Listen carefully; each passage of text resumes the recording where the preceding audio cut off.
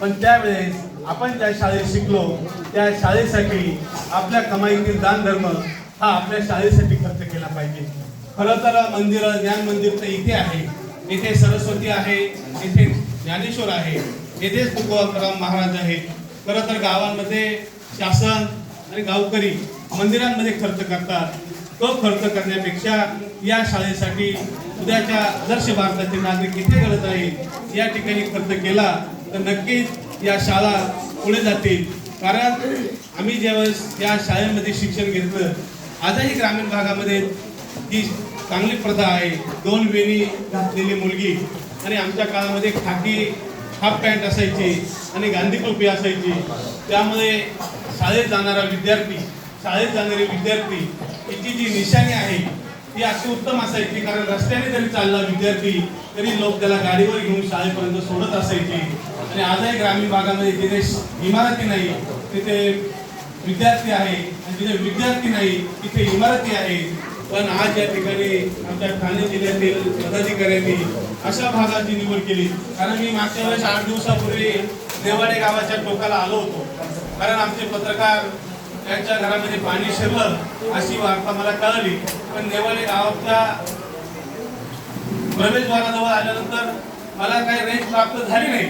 पण पुन्हा एकदा नेवाडे गाव बघायचं हा संकल्प धरून आज या ठिकाणी आलो. नंतर माझ्या अगोदर पोलीस निरीक्षक यांनी सांगितलं का बाई या शब्दाबद्दल. कारण पहिलं आम्ही आवडीने बाई म्हणायचो, गुरुजी म्हणायचो. पण आज परिस्थिती बदललेली आहे. कारण एखाद्या मॅडमला बाई म्हणल्यानंतर राग येतो. कारण मी बघितलं आमच्या बँकेमध्ये एक शाखाधिकारी मॅडम होत्या आणि ज्यावेळेस आमचे चेअरमन आम्ही त्या शाखेत गेलो आणि त्यावेळेस विचारणा केली आता बाई कुठे गेल्या, त्यावेळेस त्या संबंधित शाखाधिकारी मॅडम होत्या, त्याला इतका राग अनावर झाला, मला बाई का बोलले आणि अक्षरशः त्या बाईंनी राजीनामा दिला. इथून पुढे आम्हाला कळलं का आता मॅडमला मॅडम म्हणलं पाहिजे, बाई म्हणायला नको. कारण बाई म्हणजे आजही आम्ही आमच्या आईला बाई म्हणतो. ग्रामीण भागामध्ये ती प्रथा आहे. पण मागाशी पोलीस निरीक्षक साहेबांनी सांगितलं बाई आहे का, आजही ग्रामीण भागाच्या बाई म्हणजे या शब्दामध्ये किती महत्व आहे. पण ते समजून घेणारे, उमजून घेणारे सुद्धा पाहिजे. आणि मी नेहमी म्हणत असतो शिक्षका हाच तुझा सत्कार, तुझे शिष्य ते थोर होतात मी जग ज्यांना वंदन करतो. खरं तर शिक्षक होणं ही साधी गोष्ट नाही. आज ग्रामीण भागामध्ये कोणताही विभाग असो, तुमचा मुलगा काय बनू शकतो हे तो शिक्षकच सांगू शकतो. आणि विद्यार्थ्यांना देखील शिक्षकांनी देखील भर वर्गामध्ये एखाद्या विद्यार्थ्याकडे फी नसेल तर त्याचा अपमान करू नये. कारण शिक्षकांना देखील आता लाखो रुपये पगार आहे. त्यामुळे जर मी तर नेहमी म्हणत असतो माझ्याकडे अनेक शाळा येत असतात. मी गुणवंत विद्यार्थी गौरव सोहळा घेत असतो. 90 माध्यमिक विद्यालय, 32 बेसिक आश्रम शाळा आणि त्यानंतर उच्च माध्यमिक 92 शाळा. यामध्ये प्रथम द्वितीय तृतीय येणाऱ्या विद्यार्थ्यांचा सन्मान सोहळा असेल, वह्या असेल, दप्तर आम्ही देत असतो.